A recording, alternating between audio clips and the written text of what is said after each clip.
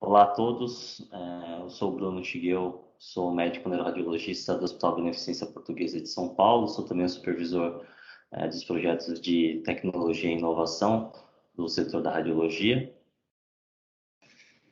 Então, hoje eu vou falar um pouco sobre as aplicações práticas da perfusão por tomografia nos exames do encéfalo. Então, a perfusão por tomografia, ela é uma técnica que tem como objetivo o estudo da perfusão do parênquima encefálico, assim como outras técnicas, como a perfusão por ressonância magnética, o SPECT, o PET-CT, que também fazem essa avaliação. No entanto, a tomografia ela tem algumas vantagens em relação aos outros métodos, que ele é uma técnica bem mais disponível, de rápida realização e de interpretação mais simples do que as demais técnicas de perfusão cerebral. Então, como é que ela é adquirida, né? A perfusão por tomografia, ela é feita, obviamente, a extensão que ela é feita, que ela é cortada do crânio, depende muito da velocidade do aparelho de tomografia, mas os aparelhos mais modernos conseguem fazer a cobertura de praticamente todo um encéfalo. Então, a gente faz um bloco e que ele é cortado de forma dinâmica, né, durante a injeção do meio de contraste, e a gente adquire por volta de 20 blocos do encéfalo durante a injeção do meio de contraste, que ele é feito por volta de 40 ml em bolos, seguido de um flush de soro fisiológico numa velocidade de pelo menos 5 a 6 ml por segundo. Então tem que ser um gel calibroso. O recomendado é que seja de 18 a 16 o gel.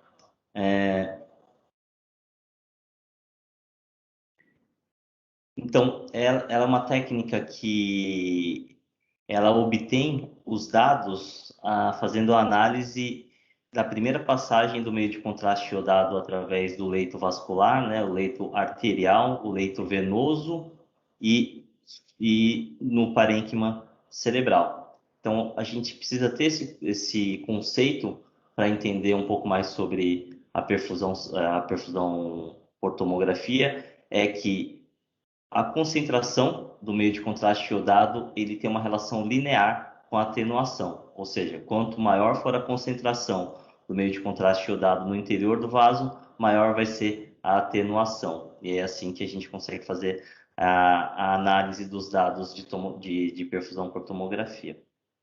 Então, existem três parâmetros clássicos que são usados na perfusão por tomografia, que é o tempo médio de trânsito, o fluxo sanguíneo cerebral e o volume sanguíneo cerebral. O primeiro que a gente vai falar é sobre o tempo médio de trânsito. O tempo médio de trânsito ele é obtido através de uma operação matemática que chama deconvolução. É uma deconvolução dos dados obtidos através das curvas de contraste no interior dos vasos intracranianos, e a gente obtém esse o tempo médio de trânsito, que nada mais é que o tempo médio que o contraste demora para passar no leito capilar no volume de interesse que a gente está estudando. Então, o segundo parâmetro é o volume sanguíneo cerebral, que ele é medido em ml para cada 100 gramas de parênquima cerebral. Então, o volume sanguíneo cerebral ele é obtido através de uma relação entre a área abaixo da curva do contraste venoso e do parênquimatoso, tá? E aí a gente obtém o volume de sangue que está naquela região de interesse. E por último, dos parâmetros clássicos, o fluxo sanguíneo cerebral, ele é obtido através da relação entre o volume sanguíneo cerebral e o tempo médio de trânsito, e a unidade utilizada em ml a cada 100 gramas de parênquima cerebral por minuto. Existem outros parâmetros que também podem ser adquiridos na perfusão por tomografia, parâmetros esses que são semelhantes ao tempo médio de trânsito, que é o TTP, que é o tempo para o pico, ou em inglês time to peak, e o Tmax, que é o tempo máximo. Os três parâmetros eles são semelhantes, né? Os valores são semelhantes, eles são usados com o mesmo objetivo, que é o objetivo da gente achar a penumbra, tá? Atualmente, o Tmax tem sido o parâmetro mais utilizado, né? Classicamente, nos trabalhos mais antigos, nos primeiros trabalhos de perfusão, o MTT era o parâmetro mais utilizado, atualmente é o Tmax, que é mais utilizado. Então, quais são as principais indicações da perfusão por tomografia? De longe, o mais utilizado é no AVE, no paciente com suspeita de AVE agudo, né, de isquemia cerebral aguda, pelo fato desse protocolo ser um protocolo que exige muita rapidez no resultado dos exames de imagem, a perfusão por tomografia ela se encaixa muito melhor do que os outros métodos de perfusão devido à facilidade e o fácil acesso a essa técnica. Ela também pode ser utilizada na avaliação de tumores, né? Caso esse paciente tenha uma contraindicação à realização da ressonância ou de outro método, a tomografia, a perfusão por tomografia pode avaliar muito bem os tumores e também ajuda no diagnóstico diferenciais de doenças que simulam os AVCs, né? Os stroke mimics. Então, vamos começar falando da perfusão por tomo no protocolo AVE agudo. Só para a gente entender a perfusão, a gente precisa conhecer como é que funciona o protocolo AVE agudo. Então, na maioria das instituições, quando o paciente ele chega no setor de radiologia e faz exames de imagem, o principal objetivo desse paciente, desses exames nesse paciente é o quê? É identificar ou não pacientes elegíveis ao tratamento, seja tratamento através de trombólise química com ateplase, seja ele com trombectomia mecânica através de neurointervenção. Então, assim que o paciente chega no setor de radiologia e começa a adquirir os exames do protocolo AVC, o primeiro objetivo dele é o quê? Excluir sangramento. Por quê? O sangramento, ele contraindica qualquer tipo de tratamento relacionado à isquemia nesse paciente. Então, esse paciente ele não é candidato nem à ateplase intravenosa, tampouco à trombectomia mecânica. E como é que a gente exclui o sangramento? Com tomografia de crânio sem contraste, né? Ele é um método altamente sensível e específico na identificação das hemorragias intracranianas e é um método barato e acessível. Além disso, a gente precisa confirmar o diagnóstico de isquemia cerebral e avaliar a extensão do parênquima cerebral acometido. E por último, que é a principal função da perfusão por tomografia, a identificação das áreas de penumbra. Só para a gente ver num fluxograma que acho que vai facilitar o aprendizado do protocolo AVC. Então, o paciente chegou com suspeita de AVC agudo, exclui ou não hemorragia. Se o paciente tiver hemorragia, o protocolo acaba por aqui, ele vai tratar essa hemorragia e já pode ir embora do setor da radiologia. Se esse paciente, por acaso, não tiver hemorragia, aí a gente precisa identificar a presença ou não de oclusão de grandes vasos, que a gente faz utilizando o quê? Utilizando as imagens vasculares, no caso aqui o mais fácil, que seria a angiotomografia. Então, o paciente sem oclusão de grandes vasos, sem contraindicação à utilização da trombólise química e dentro da janela de 4 horas e meia, esse paciente segue para RTPA, né? Faz a trombólise intravenosa. Caso esse paciente tenha identificado uma oclusão de grandes vasos, o que a gente entende como oclusão de grandes vasos? Então, carótida interna e segmento M1 da artéria cerebral média. Em alguns casos selecionados, os angiografistas eles podem até tentar trombos em M2 proximal, mas mais distal do que M2 proximal é bem difícil a gente fazer a trombectomia mecânica.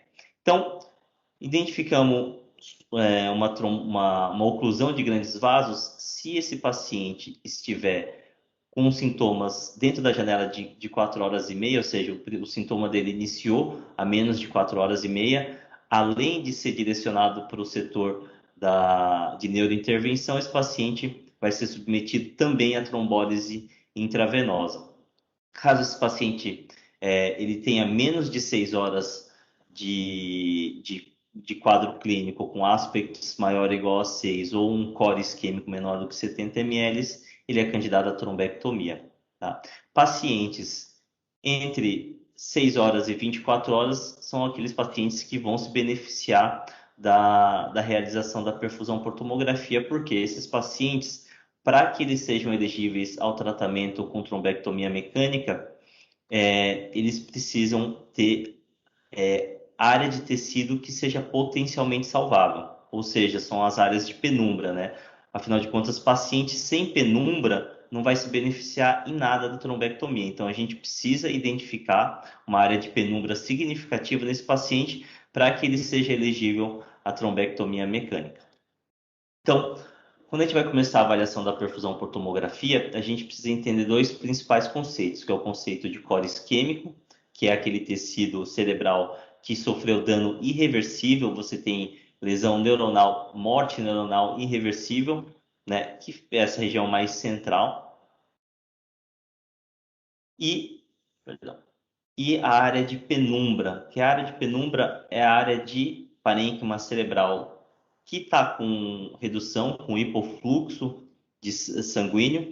No entanto, ele é potencialmente salvável. Caso a gente reestabeleça o fluxo sanguíneo, aqueles neurônios vão voltar a ter o seu funcionamento habitual. Geralmente, essas áreas de penumbra eles ficam ao redor da área de core e eles são mantidos, essa vascularização, apesar dela estar reduzida, ela é mantida pela circulação colateral.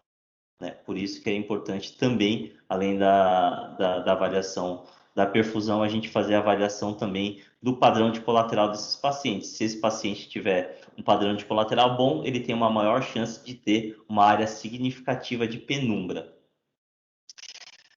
Só a gente entendendo a fisiopatologia vascular nos pacientes com AVC agudo, eu acho que a gente consegue entender um pouquinho melhor como é que a gente vai interpretar os mapas de perfusão por tomografia. Então, a partir do baseline, que é um paciente normal, à direita a gente vai ter redução do fluxo sanguíneo cerebral. Então, a gente consegue já ver aqui o primeiro parâmetro, o parâmetro de volume sanguíneo cerebral. A gente vê que em reduções menores ele se mantém relativamente estável. Isso aqui acontece devido à vasodilatação compensatória, um mecanismo compensatório da vasculatura intracraniana, quando a gente tem esse regime de hipofluxo. Então, ele vasodilata para compensar a perda daquele fluxo, mantendo o volume sanguíneo cerebral naquela região relativamente constante, até o ponto em que esse mecanismo ele falha, né? Ele acaba, você não consegue mais compensar a perda do fluxo sanguíneo, e aí você vai ter uma queda mais acentuada dos valores de volume sanguíneo cerebral, que é a partir da onde que vai acontecer, que é a partir do momento que a gente vai ter morte neuronal, né? A partir do momento que a gente vai ter área de isquemia irreversível. Então, o RCBV, ele é o valor mais, ele é menos sensível, porém ele é mais específico para core isquêmico, né? Ele é mais específico para a área de isquemia irreversível. Já os valores de fluxo sanguíneo cerebral e de tempo médio de trânsito, eles são mais sensíveis, eles já começam a alterar desde o começo da redução da perfusão cerebral. Desde que você começa a reduzir o fluxo sanguíneo cerebral naquela região, você já começa a ter redução, mesmo em situações que a gente não tem isquemia propriamente dita, nem mesmo uma área de penumbra ainda. E na área de penumbra a gente tem, nessa redução do fluxo em que se caracteriza a área de penumbra, a gente vai ter uma redução mais significativa, que aqui, atravessando a barreira do core isquêmico, também é uma redução maior ainda. A mesma coisa acontece com o tempo médio de trânsito. Então, por isso que quando a gente vai fazer a análise qualitativa da perfusão encefálica, ou seja, a gente vai avaliar só os mapas, quando você for procurar o core isquêmico, é melhor você procurar só no mapa de CBV, porque ele é mais específico para isquemia. Enquanto, se você quer achar a área de oligoemia para fazer o mismatch e achar a área de penumbra, é melhor usar o MTT, porque ele é mais sensível a pequenas alterações do fluxo sanguíneo cerebral. Então, a detecção do core isquêmico e da área de penumbra, ela pode ser feita automatizada através de softwares de inteligência artificial, mostrando o core isquêmico, e o parâmetro mais utilizado é o fluxo sanguíneo, o CBF, e a maior parte dos estudos indicam que o valor de corte de 30%, né, uma redução abaixo de 30% do valor normal de CBF é considerado área de isquemia irreversível. Enquanto a penumbra, atualmente o parâmetro mais utilizado é o Tmax, né, o tempo máximo acima de 6 segundos. Então, qualquer área que tiver um tempo máximo acima de 6 segundos, a gente considera uma área de hipoperfusão, e aí é possível a gente fazer o mismatch, né? O que é o mismatch? O mismatch é uma conta, é uma subtração que a gente faz da área, toda a área que tem um aumento do tempo máximo aumentado acima de 6 segundos, subtraído pela área de core isquêmico, né, que é a área abaixo de 30% do CBF.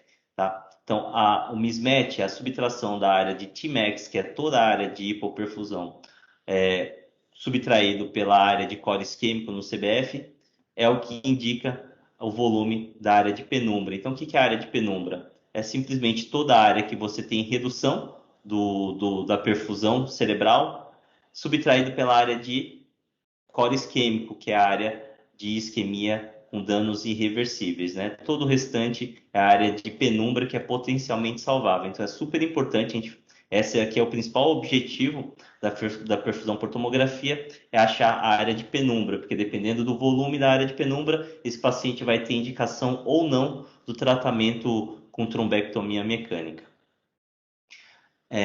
Para quem não tem acesso a softwares de análise automatizada, pode fazer essa avaliação de forma quantitativa, né? Eu não indico ninguém a fazer a avaliação qualitativa no meio de um protocolo AVC, que exige muita velocidade, exige um resultado rápido.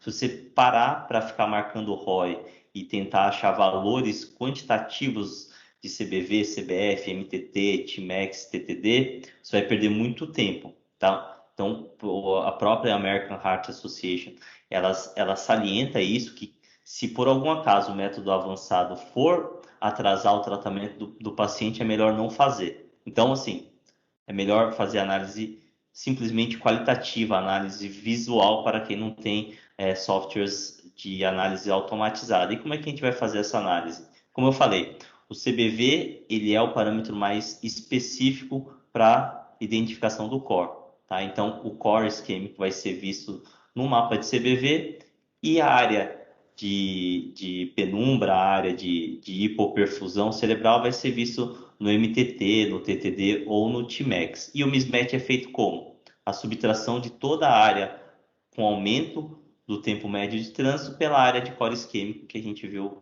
no CBV. Então, essa área do mismatch é a área de penumbra, que nesse caso aqui, nesse exemplo do artigo, é uma área de penumbra bem significativa. A gente vê que ele tem uma alteração perfusional em praticamente todo o território da artéria cerebral média. No entanto, o que foi infartado foi apenas o lentiforme e a ínsula. Então, todo o restante do território da cerebral média ele está sob risco de morte celular. No entanto, ainda não teve dano irreversível, então é potencialmente salvável. Esse paciente seria um paciente elegível para o tratamento se tivesse na janela de 4 horas e meia para trombólise química, e se tiver na janela de menos de 24 horas, ele vai ser elegível a uma trombectomia mecânica, caso ele tenha uma oclusão de grandes vasos. No caso, eu acredito que sim, porque ele tem uma alteração perfusional em todo o território da artéria cerebral média.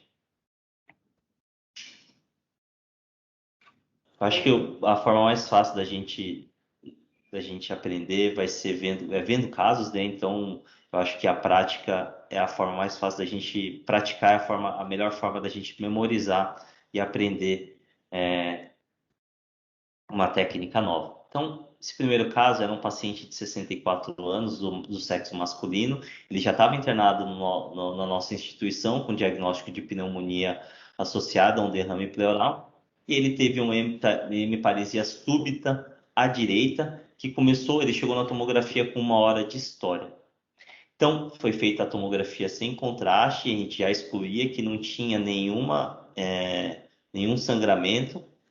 Além disso, se a gente fechasse um pouquinho mais a janela, a gente via que na ínsula direita e no giro frontal inferior você tinha um certo efeito tumefativo com apagamento de sulcos corticais e uma perda da diferenciação córtico-subcortical, né, com hipotenuação do córtex e da substância branca subcortical em 2 territórios, né?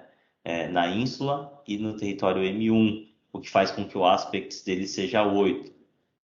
Foi feita a imagem vascular desse paciente que identificou uma oclusão no segmento M1 da artéria cerebral média direita. Então, paciente com menos de 6 horas de história, oclusão de grandes vasos e aspects acima de 6, é um paciente já elegível ao tratamento com trombectomia. Tá? Mas aqui no nosso hospital a gente acaba fazendo também estudo de perfusão. Esse aqui é só para mostrar o padrão de colateral desses pacientes. Isso aqui em cima são as séries de angiografia mais precoces, arteriais, e embaixo mais tardias, com tempo mais venoso. E a gente via já que ele tinha uma grande pobreza de vasos operculares, insulares, frontoparietais, né? O contraste, mesmo na fase mais tardia, ele não chegava perto de onde tinha oclusão, caracterizando um padrão de colateral pobre, um padrão de colateral ruim, né? O que faz com que ele tenha uma menor chance de ter uma área significativa de penumbra, o que foi confirmado pelo estudo de perfusão encefálica. A gente vê aqui na linha de cima os mapas de MTT e TTP, mostrando uma grande área de alteração perfusional em todo o território da artéria cerebral média direita, e aqui embaixo o mapa de volume sanguíneo cerebral, de CBV. A gente vai fazer aqui a análise qualitativa, análise visual, mas a gente já conseguia ver que tinha uma área muito grande de redução, de uma importante redução do volume sanguíneo cerebral, configurando o core isquêmico, né? Então a gente consegue ver que a área de redução do CVV é praticamente igual à área de alteração perfusional nos mapas de MTT, tá? Isso nos leva a crer que o mismatch, né, a área de penumbra, ela é muito pequena, porque se você subtrair a área de cima do MTT com a área de baixo do CBV, não vai dar praticamente nada. Então esse paciente praticamente não tinha penumbra, tá? Então, por esse fato, ele acabou não indo, a gente contraindicou a trombectomia, né? Se fosse seguir só o protocolo com menos de 6 horas, esse paciente teria indicação, mas pelo fato dele não ter penumbra, foi contraindicada a trombectomia, e o dia seguinte foi feito o controle com ressonância magnética, mostrando que toda aquela área de alteração perfusional tinha restrição à difusão, né? O que configura uma morte celular e áreas de isquemia irreversível. Tá? Isso aqui é o estudo de angiorressonância feito um dia após o início do episódio, mostrando uma oclusão da cerebral média, como a gente já tinha visto no estudo de angiotomografia, e aqui o controle 21 dias depois, mostrando a recanalização espontânea desse trombo, desse vaso, né? Foi reabsorção espontânea do trombo com recanalização da artéria cerebral média.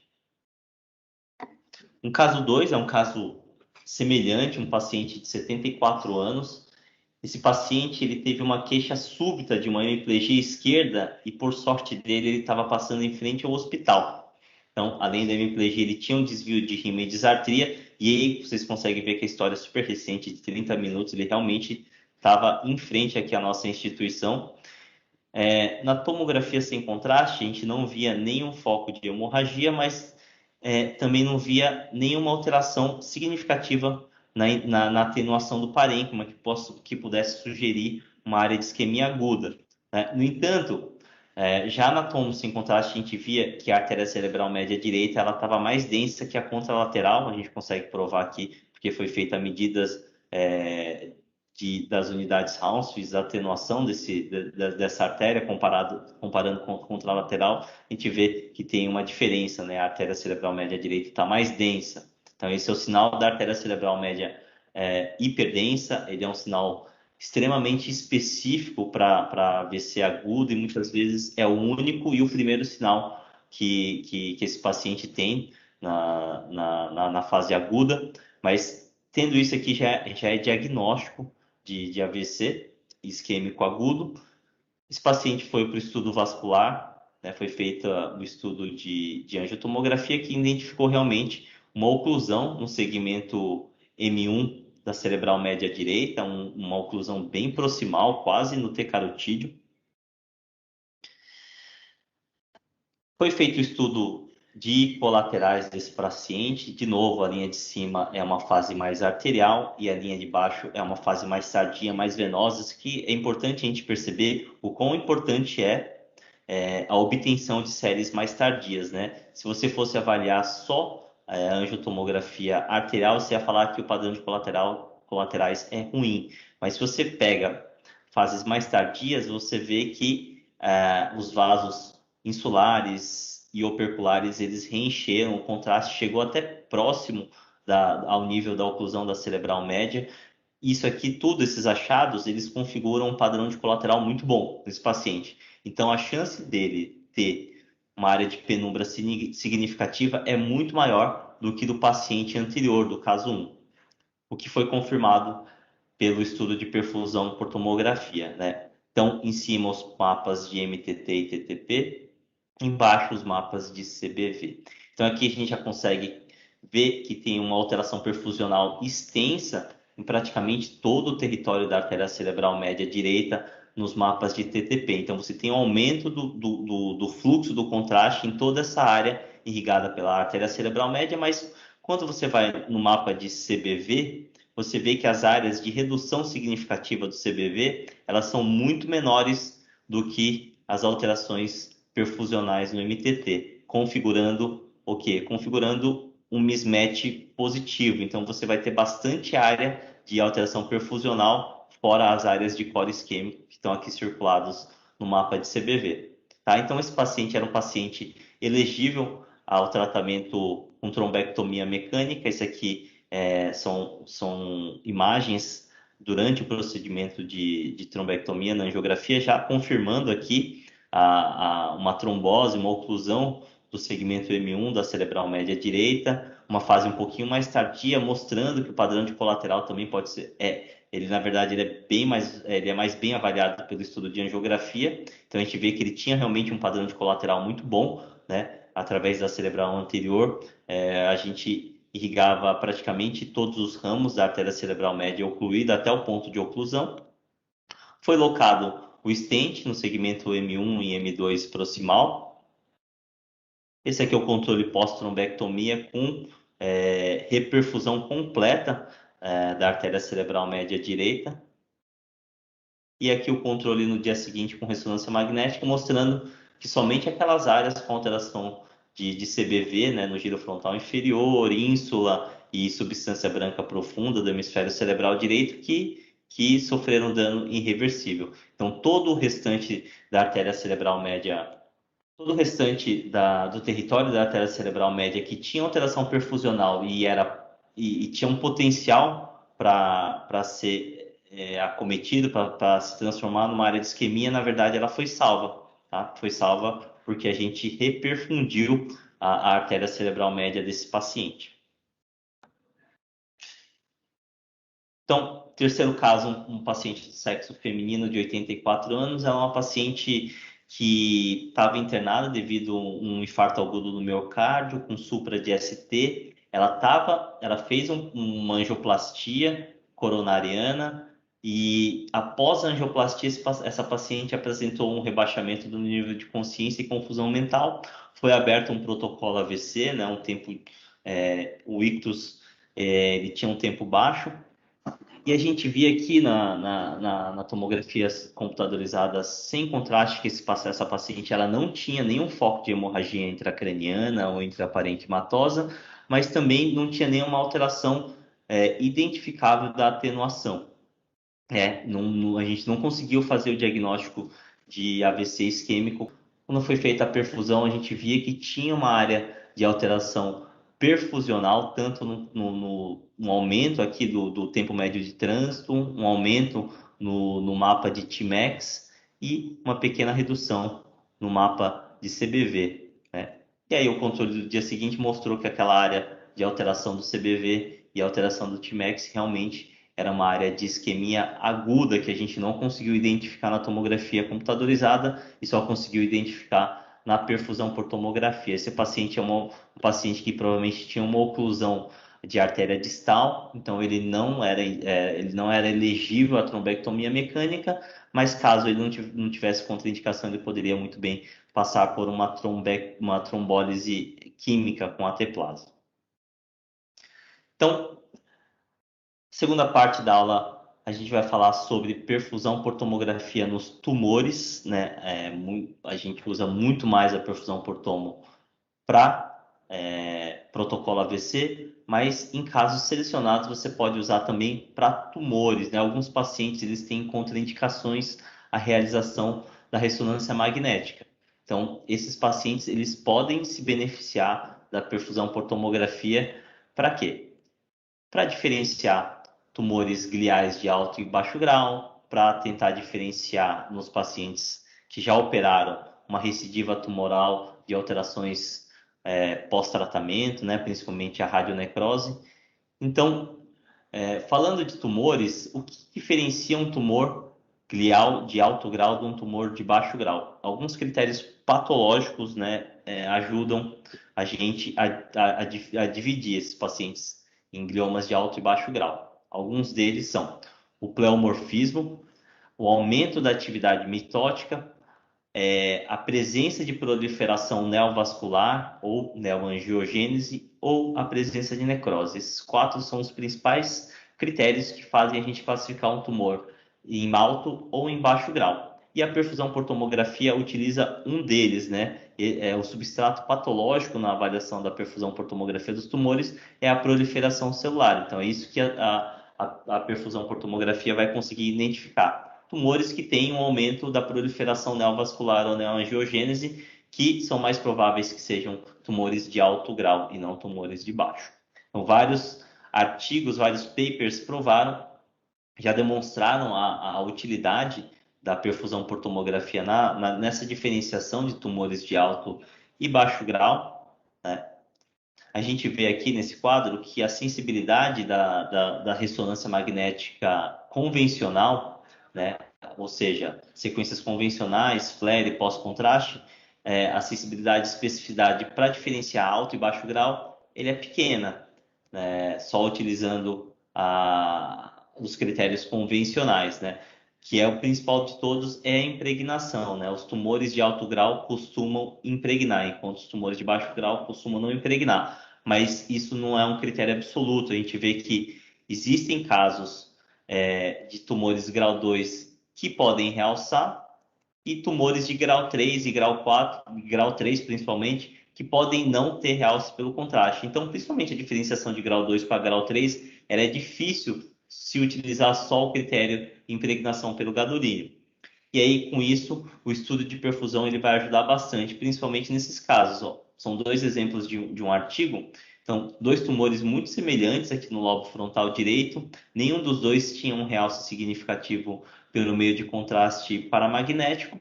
Foi feita a perfusão e a gente via que o primeiro caso da direita, ele tinha uma perfusão que a gente chama de perfusão fria, né? Ela não tinha aumento dos parâmetros de perfusão. Então, e o diagnóstico patológico era de um glioma difuso grau 2. Enquanto nesse caso, segundo caso da direita, a gente tinha focos de aumento do volume sanguíneo cerebral, mesmo numa lesão sem impregnação pelo gadolínio, e o diagnóstico patológico era de um glioma difuso de alto grau, né? Um glioma anaplásico grau 3.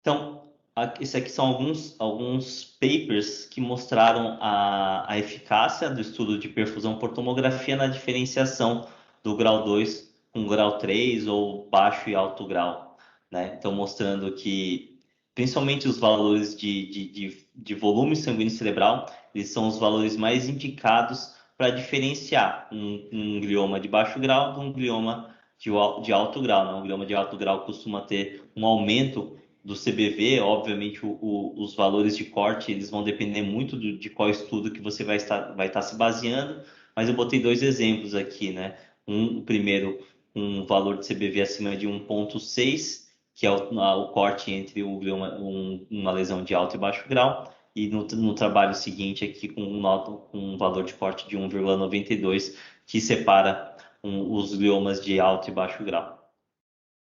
Tá. Então, de novo, vamos exemplificar alguns casos. Esse aqui é um caso da nossa instituição do paciente de 88 anos, que ele tinha uma queixa de uma parestesia e hipoestesia em membro inferior esquerdo há 12 horas, tinha uma história também de crise convulsiva, e na tomografia computadorizada a gente já via que ele tinha uma lesão hipoatenuante, acometendo grande parte, principalmente a substância branca do lobo frontal esquerdo, o córtex relativamente poupado, o que fala contra o diagnóstico de AVC isquêmico, e a gente vê também que tinha uma área de impregnação na periferia dessa área hipoatenuante, que também falava contra uma área de isquemia.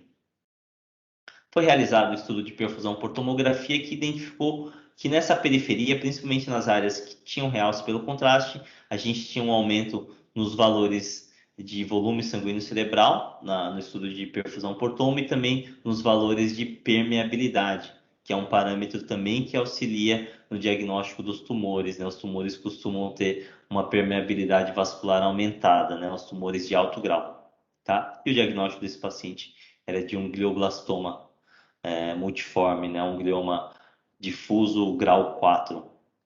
Tá? Uma outra utilidade, como eu já tinha falado, é a diferenciação entre recidiva tumoral e radionecrose, né? Na avaliação dos pacientes pós-tratamento dos tumores.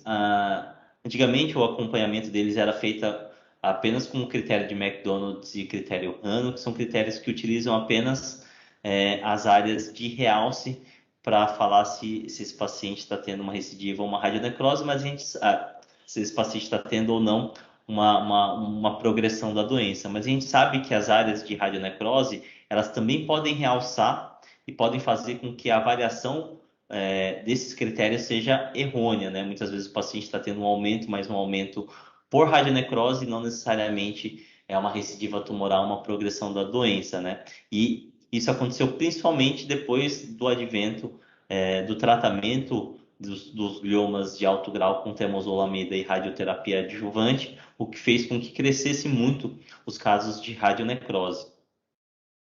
Então, esse aqui é um trabalho desse autor, Jaim, que demonstra uma alta sensibilidade e especificidade na diferenciação de recidiva tumoral de radionecrose com valores de CBV acima de 1,65. Então, um exemplo do artigo de uma área de impregnação, era um tumor já tratado, com uma intensa impregnação pelo gadolínio, mostrando que ele tinha uma perfusão reduzida, não tinha áreas de aumento dos valores de CBV, né, o CBV de 0,86, configurando uma área de radionecrose. Então, deixa eu mostrar um exemplo de um caso aqui do nosso serviço, uma paciente de 44 anos com astrostoma difuso grau 2, que foi diagnosticado em 1998. Então, com o passar dos anos, essa lesão ela se desdiferenciou e depois de 5 abordagens cirúrgicas, a última, realizada em 2020, foi feito o diagnóstico de um glioblastoma IDH positivo, ou seja, esse astrostoma grau 2, que era um astrostoma IDH positivo, ele desdiferenciou e virou um glioblastoma. E aí esse paciente veio para a gente para fazer essa avaliação, porque ela apresentava em um dos controles uma área de impregnação pelo gadolínio com área de hiperintensidade de sinal na sequência flare no parênquima adjacente. E aí a gente ficou na dúvida se essa aqui era uma lesão, era uma recidiva tumoral ou se era uma área de radionecrose, né? Uma área relacionada a alterações decorrentes da terapêutica aplicada nesse paciente. Devido à presença de materiais metálicos de osteossíntese que fixavam o flap ósseo, esse paciente ele tinha muito artefato na ressonância, o que impossibilitava a avaliação tanto da perfusão T2, quanto da perfusão T1, quanto da espectroscopia. Então a gente não conseguia utilizar nenhum método avançado nesse paciente para fazer a diferenciação entre a radionecrose e progressão de doença. Então, esse paciente tinha feito já uma perfusão por tomografia que foi muito útil nessa avaliação, porque a gente via que aquela área de impregnação, e não só a área de impregnação, um pouco do parênquima adjacente ele tinha um aumento dos valores de CBV e aumento dos valores de permeabilidade, o que indicava que aquela área de impregnação não era uma radionecrose, né? A radionecrose você não vai ter aumento da vascularização. Então, essa área era compatível com uma recidiva tumoral. Então, mostrando que a perfusão por tomografia também pode ajudar no controle pós-tratamento dos pacientes com tumores intracranianos, né? Em particular os tumores gliais, né?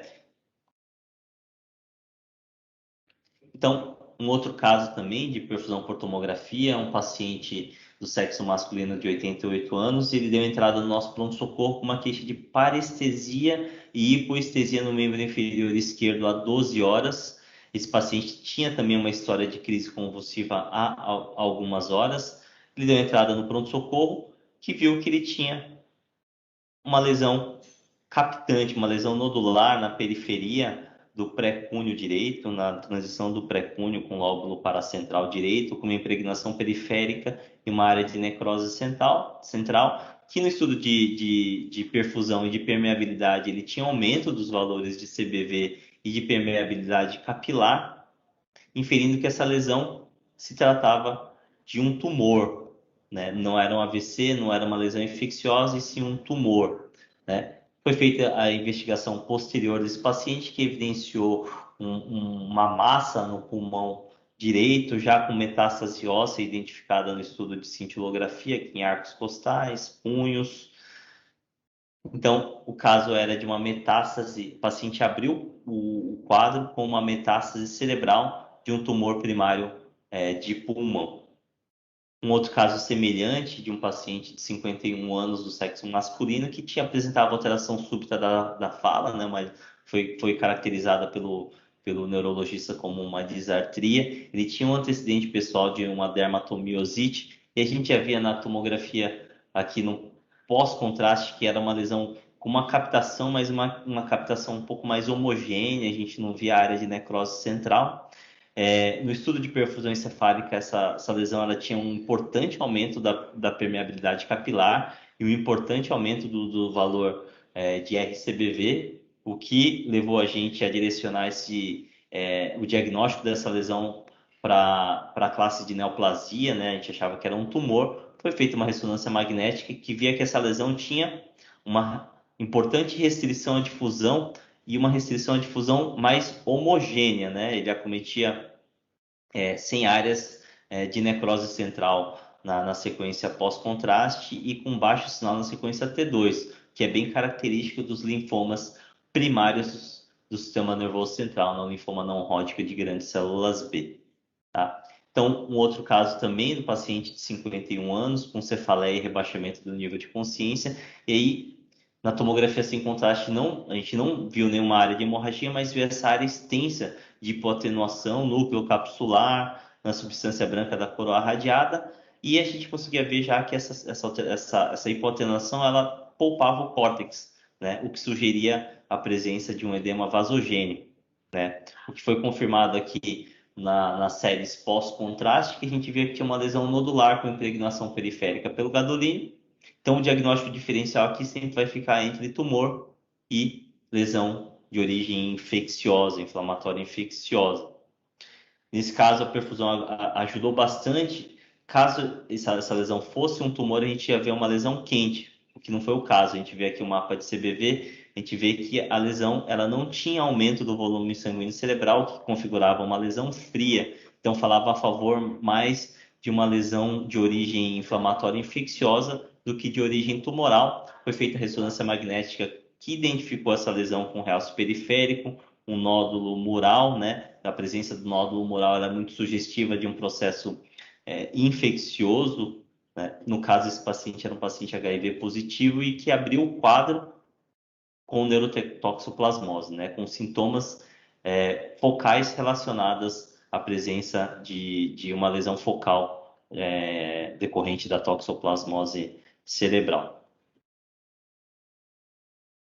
E o último caso é um caso recente aqui da instituição, um paciente de 55 anos que tinha um antecedente de doença de Crohn desde os 26 anos. E ele apresentava uma queixa de astenia, mialgia e cefaleia há 10 dias. Então foi realizada a tomografia computadorizada, que viu essa área hipoatenuante. Então a gente prosseguiu com o protocolo ABC, tendo em vista a possibilidade de ser uma área de isquemia recente. No entanto, depois que foi injetado o contraste, a gente via que essa área hipoatenuante apresentava um realce mais periférico, delimitando uma área central necrótica barra liquefeito. O estudo de perfusão por tomografia no mapa de fluxo e de volume sanguíneo cerebral, a gente via que essa lesão era fria, né? Ela não tinha áreas de aumento nem do fluxo, nem do volume sanguíneo cerebral, semelhante ao caso anterior, né? Sugere que essa lesão não seja um tumor, e sim uma lesão infecciosa, né? Então, que foi confirmada no dia seguinte, depois que esse paciente fez um estudo de ressonância magnética, que via que essa lesão tinha uma importante restrição do conteúdo liquefeito, configurando o quê? Um conteúdo purulento, né? Então, essa lesão, na verdade, era um abscesso cerebral, né? Foi confirmada aqui pela sequência de difusão. Foi feita também aqui mostrando no SWI o sinal do duplo halo, que é bem característico dos abscessos piogênicos. Foi feita a espectroscopia de prótons também, que evidenciou um pico de lípides lactato, que esse doublet aqui que ressoa em 1,33 ppm.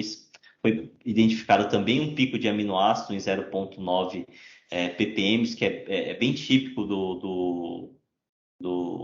dos abscessos piogênicos, né? Além disso, foi identificado um pico de acetato em 1,9, que também pode ser encontrado nos pacientes com abscesso.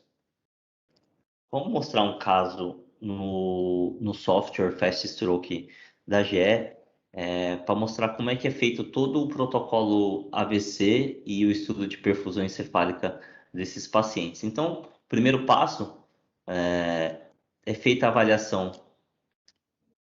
da tomografia computadorizada sem contraste, né? Então, aqui a gente já via esse paciente, ele era um paciente já mais idoso, ele tinha uma redução do volume do parênquima cerebral, além disso, ele tinha umas áreas já de sequela subinsular à esquerda, no hemisfério cerebelar direito, então um paciente já vasculopata. No entanto, a única alteração que a gente conseguia ver de aguda era uma certa hipoatenuação da ínsula direita, com uma perda da diferenciação córtico-subcortical, que poderia ser uma área de isquemia, né? A gente estourando um pouquinho mais a janela, fica um pouco duvidoso aqui na convexidade frontoparietal se tinha uma hipoatenuação ou não. A tomografia computadorizada sem contraste tem essa limitação, principalmente em regiões próximas à calota craniana que causam artefato. A primeira coisa a ser avaliada são a origem dos troncos arteriais supraórticos. A gente já via aqui o tronco bracocefálico, a carótida comum esquerda não tinha oclusões, a origem da artéria carótida comum direita também estava livre. As bifurcações também boas, e aí logo no segmento cervical da artéria carótida interna direita a gente via que a gente tinha uma ausência de contrastação, né? Ou seja, tinha uma oclusão da artéria carótida interna direita que se estende até os segmentos intracranianos e até a porção proximal do segmento A1 e M1, né? A gente não vê contrastação do segmento M1 e nem consegue enxergar a origem do segmento A1. Então, é uma oclusão de grandes vasos e uma oclusão proximal, né? Desde o segmento cervical da artéria carótida interna até toda a cerebral média e origem da cerebral anterior direita. A gente consegue ver que a cerebral anterior direita ela está contrastando, mas provavelmente é relacionada à circulação colateral no polígono de Willis, né? Esse fluxo da cerebral anterior deve estar vindo através da comunicante anterior, que traz fluxo da cerebral anterior contralateral. Então, a gente, depois de identificada uma oclusão de grandes vasos, é super importante a gente fazer o quê? A avaliação da circulação colateral. Então, de novo, frisando que na avaliação da circulação colateral é super importante a gente ter o quê? Sequências mais venosas, sequências mais tardias. Se você fizer a avaliação só na fase arterial, pode ser que você subestime o padrão de colateral dessas pacientes. Então, por isso que aqui nesse software ele coloca 3 tempos diferentes do estudo pós-contraste, para a gente fazer uma avaliação mais fidedigna do padrão de colateral. E a gente via aqui na fase mais tardia que vasos insulares, aqui vasos operculares, eles têm uma grande assimetria, com uma redução importante no lado acometido, né? Contraste também chega perto do ponto de oclusão, mas de qualquer forma tem uma pobreza muito grande, mostrando que o padrão de colateral não era o melhor de todos, né? Eu diria que esse padrão de colateral é um padrão de ruim a moderado, né? E aí, o software aqui da GE tem uma função que se chama Color Vis e que ajuda bastante a gente na avaliação e na identificação desse padrão de colaterais, né? Porque ele vai pintar os vasos de acordo com a velocidade do fluxo sanguíneo no interior deles, né? Então, se ela tiver pintada de vermelho, significa que é um fluxo arterial, ele é um fluxo mais rápido. Verde intermediário e azul, ele é um fluxo mais lento, um fluxo mais venoso. Então a gente consegue já ver aqui do lado esquerdo que toda a cerebral média ela está pintada de vermelha porque ela tem um fluxo mais rápido. Já a cerebral média contralateral, que ela foi preenchida através de circulação colateral, né? Circulação colateral leptomeníngea, então através de colaterais que ligam o território da cerebral anterior, da cerebral posterior com a cerebral média. E a gente consegue ver que essa artéria cerebral média ela está pintada de azul porque ela tem um fluxo mais lento, né? Então, essa diferença de cores ajuda a gente a identificar o que é circulação colateral e o que não é circulação colateral. Então, além da pobreza vascular nos segmentos M3 e M4 da artéria cerebral média direita, a gente via que nos segmentos proximais M1 e M2 o fluxo dentro dessa artéria ele é um fluxo lentificado que vem através de circulação colateral, apesar da circulação colateral desse paciente não ser muito boa. E aí a gente vai passar aqui para os mapas de perfusão.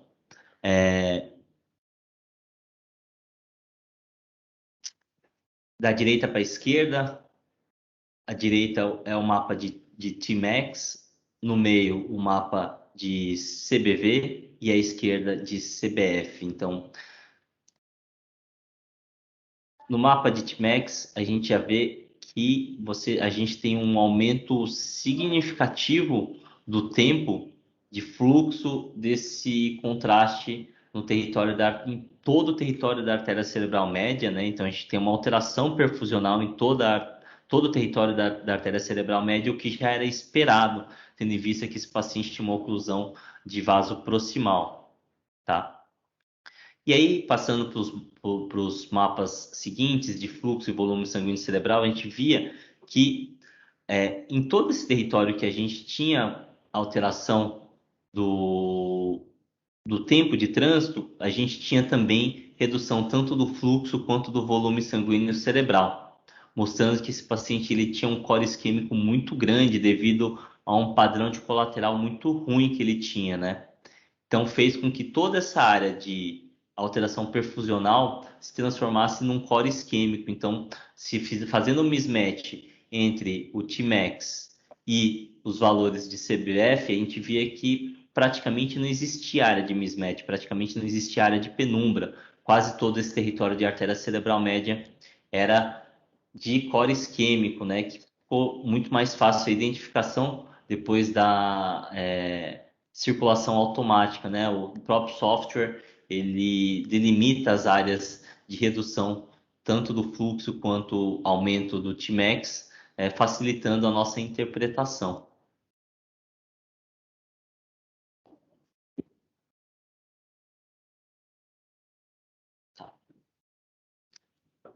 E aí aqui vai ficar mais fácil ainda depois que o software vai colorir, né? Ele vai colorir em vermelho as áreas de core isquêmico e em azul as áreas de penumbra. Como a gente já tinha visto na inspeção visual, praticamente não existe área de penumbra, né?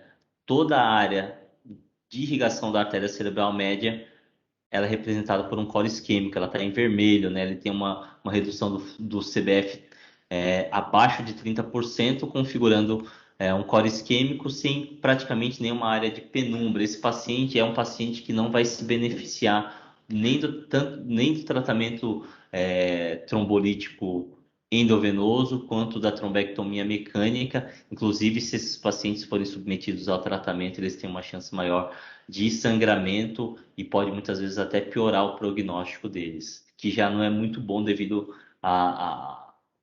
ao grande volume de parênquima cerebral acometido por isquemia aguda.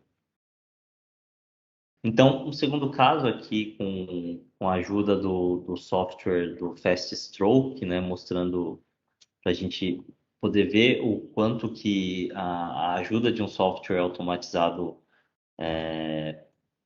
vai ajudar tanto na velocidade quanto na acurácia da interpretação. Então, esse aqui é um outro paciente que também foi feito um protocolo AVC. Na tomografia sem contraste, a gente não via nenhuma área de hemorragia, mas assim, a primeira inspeção a gente também não conseguia ver nenhuma área de isquemia que configurasse uma isquemia aguda, né? No entanto, avaliando a circulação intracraniana, a gente já via aqui que a origem da artéria cerebral média direita estava um pouquinho mais densa do que a contralateral, que configura o sinal da artéria cerebral média hiperdensa. Então, é um achado extremamente específico para isquemia, por mais que a gente não tenha alteração parenquimatosa, a gente já pode seguir nesse paciente já com diagnóstico de isquemia, né? Então, excluída a hemorragia, foi vista a artéria cerebral hiperdensa, a gente vai passar para a imagem vascular. Então, origem dos grandes vasos arteriais estão todas livres. Esse paciente ele não tinha oclusão de carótida interna como o paciente anterior. No entanto, ele tinha uma oclusão.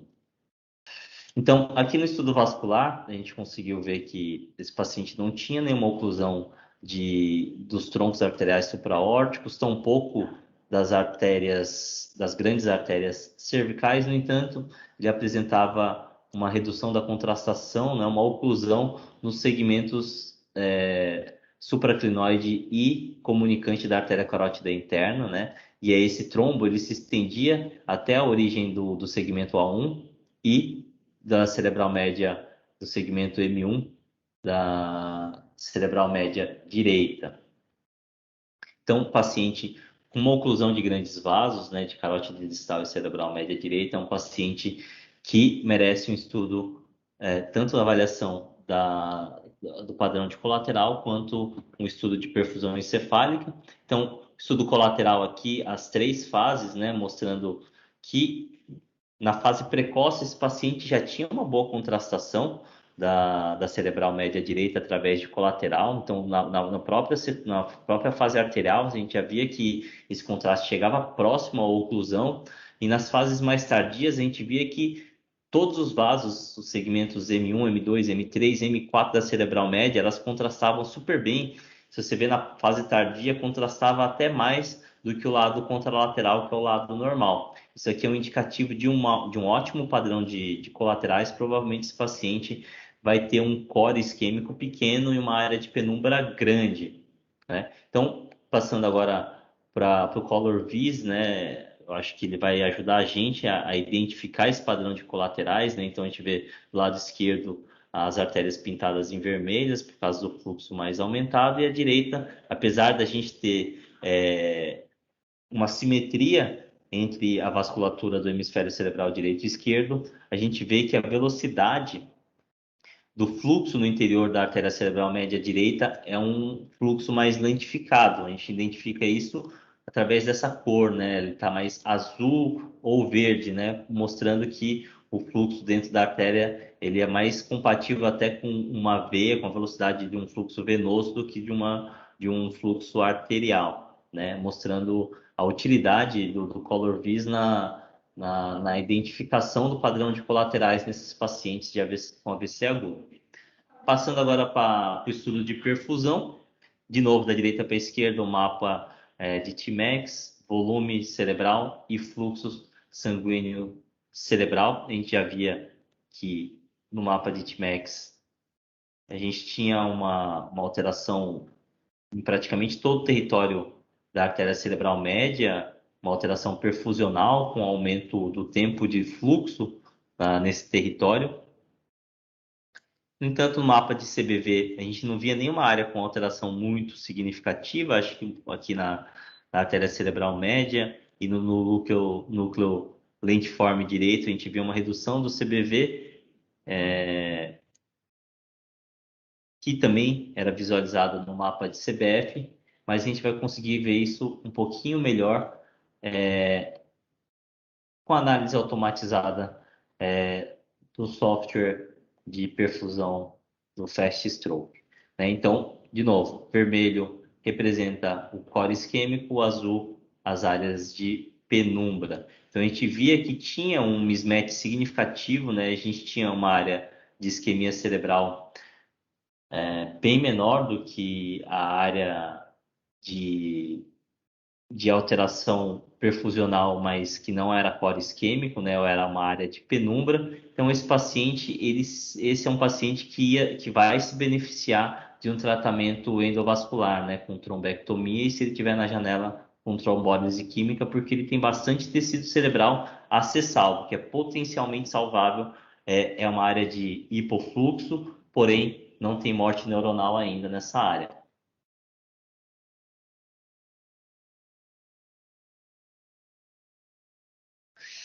E aqui só mostrando, caso a gente queira fazer uma avaliação melhor da anatomia para saber qual área que está acometida, a gente consegue fazer mudar os planos da perfusão cerebral no sagital e no coronal também, aqui ó, identificando de forma mais precisa a anatomia, né, mostrando que aquela área de perfusão ela está na porção triangular e opercular do giro frontal inferior, né? Então a gente tem a possibilidade de fazer essa reconstrução multiplanar, ajuda bastante a gente, principalmente na definição da anatomia, né, da localização exata das áreas de redução perfusional.